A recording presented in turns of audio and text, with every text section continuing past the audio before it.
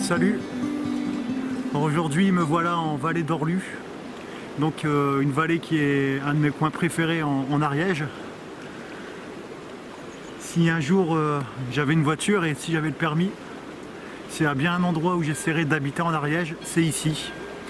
Parce que dans les Pyrénées, contrairement aux Alpes, on n'a pas de village très haut, on n'a pas ce caractère alpin des villages. En général, si on trouve des villages en altitude, c'est entre 1000 et 1300 mètres, je pense, dans les Pyrénées. On dépasse rarement les 1500 mètres en tout cas. Et ici, on n'est pas très haut non plus, on est je pense, légèrement en dessous de 1000 mètres. Mais ce qui est bien ici, c'est qu'on a ce sentiment alpin. Parce qu'on a de très beaux sommets là, très visibles depuis la vallée.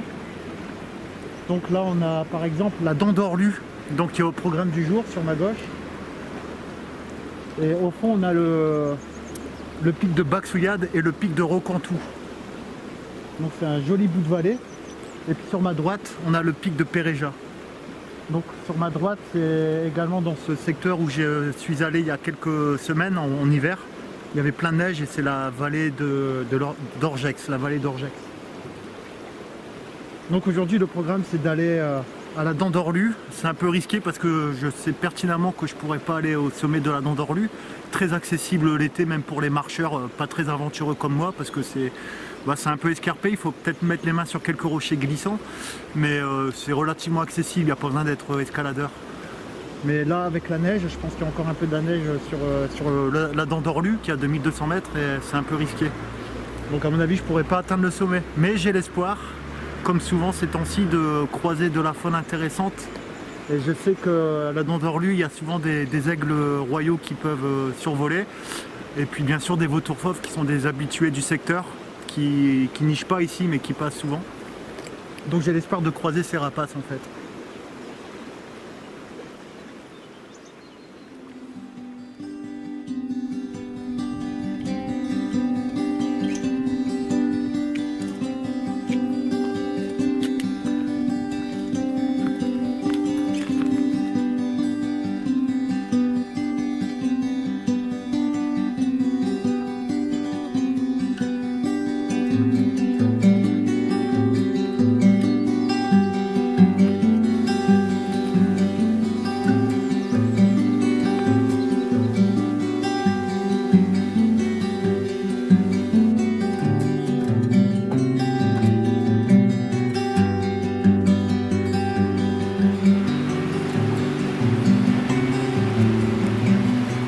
Me voilà au parking officiel de la Dent d'Orlu. Donc la Dent d'Orlu derrière moi, 2200 mètres.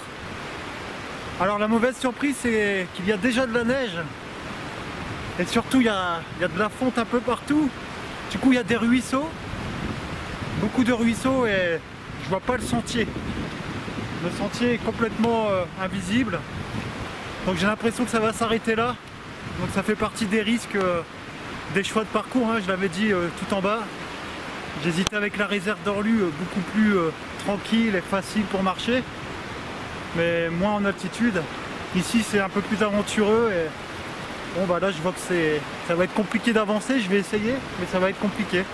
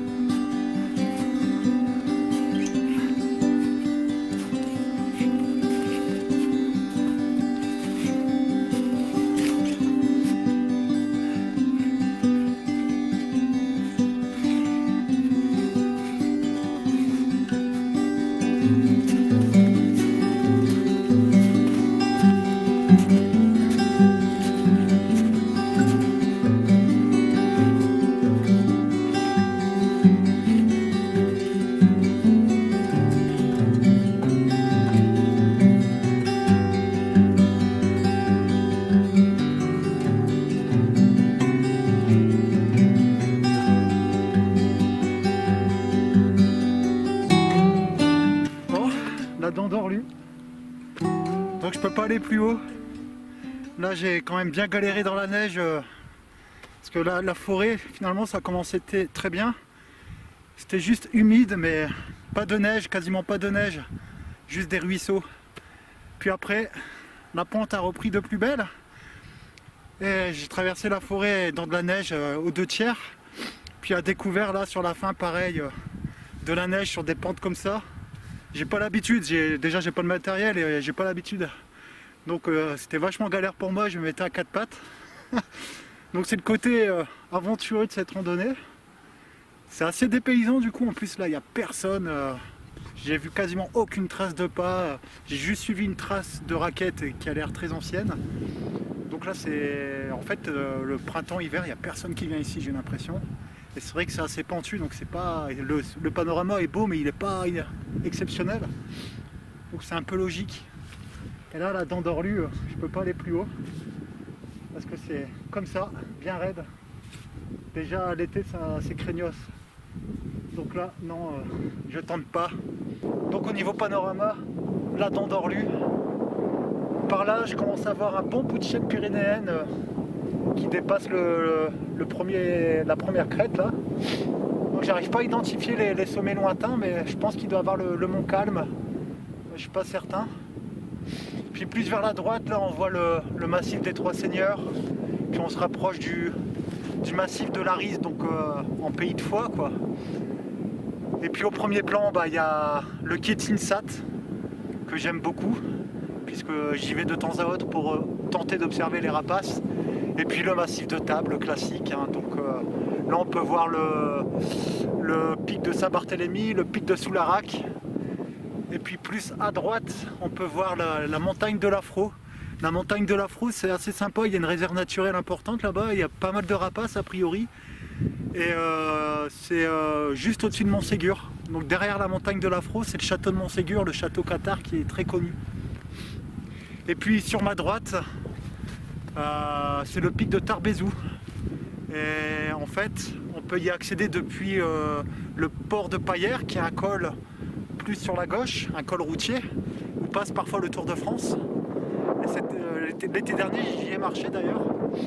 Et il y a le pic de Tarbézou et derrière, il y a des lacs, de superbes lacs. Donc voilà, un panorama tout de même sympa. Je regrette juste la difficulté de la redescente qu'il va falloir se taper après. Et je vais me faire une bonne pause avant pour apprécier l'endroit et puis en espérant, on sait jamais, pourquoi pas avoir un rapace juste avant de partir. Et puis qu'est-ce que c'est des paysans encore une fois. On peut se poser là et on peut vraiment apprécier quoi. C'est le charme du printemps je pense dans les Pyrénées, c'est que on croise qu'une poignée de randonneurs en général. Et du coup on a la sensation du sauvage, même si c'est pas totalement sauvage, hein, la civilisation est juste à côté. Hein.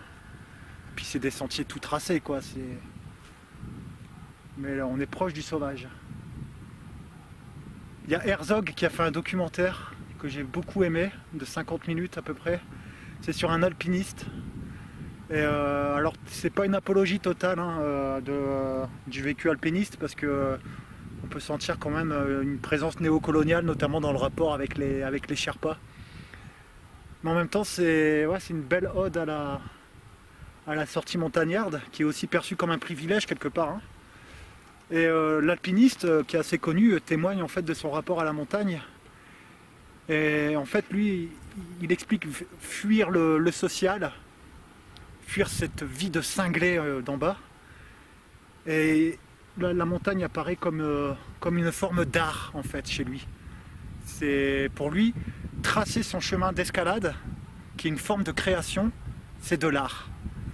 Et parfois dans la marche on peut avoir ce sentiment parce que même si les randonneurs comme moi on a tendance à être plus sur des sentiers déjà tracés, on a l'impression de créer notre voie dans le paysage.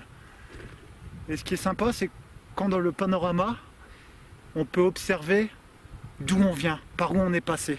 Et on a la sensation d'avoir créé quelque chose. Par exemple, là, c'est dommage que j'ai pas pu atteindre le sommet parce qu'on aurait pu voir le village d'Orgex d'où je suis parti. Et là, il y aurait eu cette sensation de parcours du paysage. Mais enfin, là, déjà, je peux voir le plus bas, je reconnais à peu près la zone forestière où je suis remonté par une longue piste là, très longue à remonter. Et déjà là, j'ai la sensation de ce que j'ai parcouru. Et on se situe dans le paysage. Et là, par exemple, s'il fallait monter à la dent d'Orlu, il faudrait tracer sa voie parce que là, il n'y a pas de sentier clair et net. Et il y a enfoui sous la neige. Il faudrait créer sa propre voie. Ah, j'ai beaucoup aimé ce documentaire d'Herzog, il me revient souvent en tête.